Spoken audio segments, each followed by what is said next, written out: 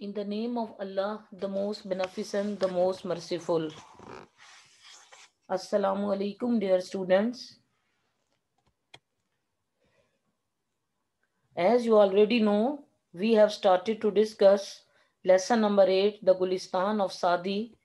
And in my previous lectures, I have covered two beautiful parables of this lesson. Now, this is the last and third parable of Gulistan Sadi. I am going to start translation of this parable. Definitely it has a moral lesson, and this moral lesson will be discussed after completion of the translation over here. So first of all, you have to ponder over the translation of this parable and the difficult words and their synonyms. So take a start. A king fell seriously ill and all hopes of his recovery vanished. Seriously बेटा कहते हैं उर्दू में बहुत ज़्यादा शदीद, और synonyms critically, badly, gravely. Vanish कहते हैं खत्म हो जाना, दम तोड़ देना. Ended, died out, be no more. तो हम इसको सेंसिबल सेंटेंस जो है वो ट्रांसलेशन कैसे बनेगी कि एक बादशाह शदीद बीमार हो गया और उसकी सेहत याबी, रिकवरी क्या होती है बेटा? सेहत याबी, हीलिंग, रिवाइवल, और उसकी सेहत याबी की तमाम उम्मीदें दम तोड़ गईं. The more the disease was cured, the more it became painful. जितना ज्यादा बीमारी का इलाज किया जाता उतनी ही ज्यादा बीमारी तकलीफ दे होती जाती. At last, the physicians agreed that this disease could not be cured except by means of bile of a person endued with certain qualities. आखिरकार डॉक्टर्स इस बात पर मुत्तफिक हो गए कि इस बीमारी का इलाज उस वक्त तक मुमकिन नहीं है जब तक कि एक ऐसे शख्स का जिसके अंदर खास किस्म की सलाहियतें मौजूद हों उसका पित्ता ना ले लिया जाए. तवज्जो बेटे, बाइल उर्दू में हम सफरा को भी कहते हैं और पित्ते को भी कहते हैं. एक्चुअली इसके मीनिंग्स देखिएगा. गॉल,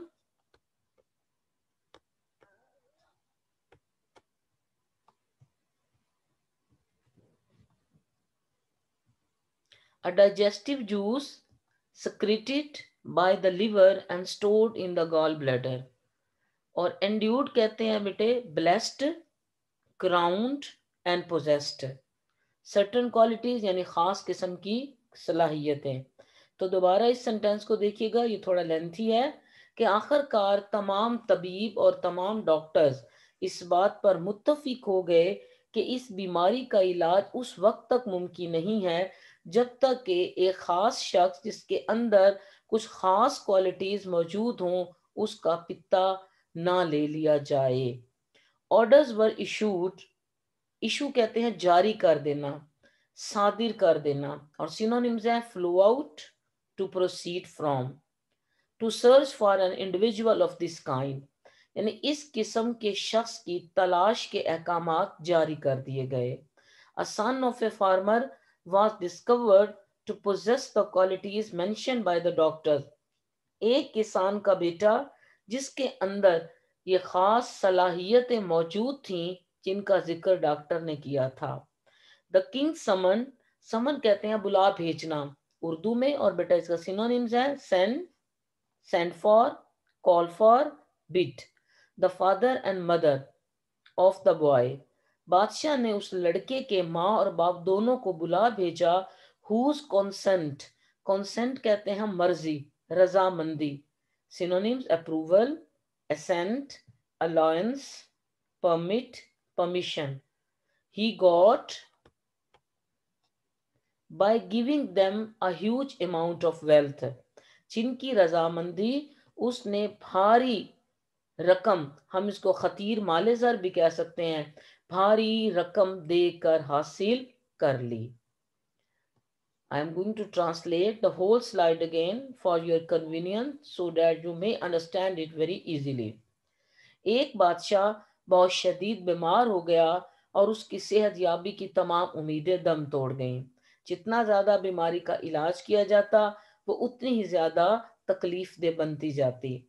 آخر کار تمام ڈاکٹرز اس بات پر متفق ہو گئے کہ اس بیماری کا علاج اس وقت تک ممکن نہیں ہے جب تک کہ ایک ایسے شخص کا پتا نہ لے لیا جائے جس کے اندر خاص قسم کی صلاحیتیں یا خاص قسم کی خوبیاں موجود ہوں. اس قسم کے شخص کی تلاش کے احکامات صادر کر دیے گئے یا اس قسم کی شخص کی تلاش کے حکم جاری کر دیا گیا. ایک کسان کا بیٹا کو ڈھونڈ لیا گیا جس کے اندر ڈاکٹرز کی ذکر کردہ یا ڈاکٹرز کی بتائی ہوئی تمام صلاحیتیں موجود تھیں. بادشاہ نے اس لڑکے کے ماں اور باپ دونوں کو بلا بھیجا جس کی رضامندی اس نے خطیر مال زر دے کر یا بھاری رقم دے کر حاصل کر لی. اب دیکھیں آگے کیا ہوتا ہے. what comes next in next slide. the Qazi issued decree. کہتے ہیں ڈگری کہتے ہیں فتویٰ, order, directive, proclamation to shed the blood of a person for the health of the king. قاضی نے بھی بادشاہ کی صحت کی خاطر اس شخص کا خون بہانے کا فتویٰ دے دیا. The boy was brought to the altar and the executioner was directed to slaughter the boy. G, The boy was brought to the altar. لڑکے کو قربان گاہ میں لے جایا گیا اور ایکسیکیوشنر بیٹا ہم کہتے ہیں اردو میں جلاد کو, اور اس کے سینونیمز بنیں گے بیٹا ہیڈز مین اور ہینگز مین. دیکھیے گا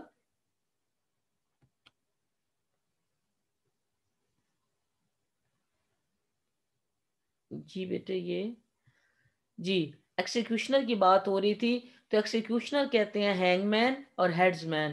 was directed to slaughter. Slaughter کہتے ہیں ذبح کرنا, قتل کرنا, مار ڈالنا. تو اس کے سینونیمز ہیں پٹ ٹو ڈیتھ, اسیسینیٹ, سلے, ایکسٹرمینیٹ دا بوائے. تو کیا جلاد کو بھی یہ حکم دے دیا گیا کہ وہ اس لڑکے کو مار دے, یا جلاد کو بھی اس لڑکے کو ذبح کرنے کا حکم دے دیا گیا. When all was ready, جب ساری تیاریاں مکمل تھیں, the boy looked toward the sky. لڑکے نے آسمان کی طرف دیکھا and smiled اور مسکرانے لگا. Why do you laugh in such a position? The king asked. بادشاہ نے استفسار کیا, بادشاہ نے پوچھا کہ تم اس صورتحال میں بھی کیوں کر ہنستے ہو. A son looks to the affection of his parents, said the boy. لڑکے نے کہا. لڑکے نے بڑی پیاری بات کی ہے جواب میں. تو نیکسٹ سلائیڈ میں یہ پیرابل جو ہے کمپلیٹ ہو جائے گی اور آپ کو پتہ چل جائے گا کہ what the answer was given to the king by the son. تو ٹرانسلیشن کی باری ہے, تو ٹرانسلیشن میں اس کی دوبارہ کر دوں so that it may easy for you together. The Qazi issue decree. قاضی نے بھی بادشاہ کی صحت کی خاطر اس شخص کا خون بہانے کا جو فتویٰ جاری کر دیا. لڑکے کو قربان گاہ میں لے جایا گیا اور جلاد کو بھی اس لڑکے کو مارنے کی یا ذبح کرنے کی یا قتل کرنے کی ہدایات دے دی گئیں. جب تمام تیاریاں مکمل تھیں تو لڑکے نے آسمان کی طرف دیکھا اور مسکرانے لگا. بادشاہ نے پوچھا کہ تم اس صورتحال میں بھی کیوں کر مسکراتے ہو. تو لڑکے نے جواب دیا, لڑکے نے کہا کہ ایک بچہ اپنے والدین کو محبت و شفقت کے لیے دیکھتا ہے.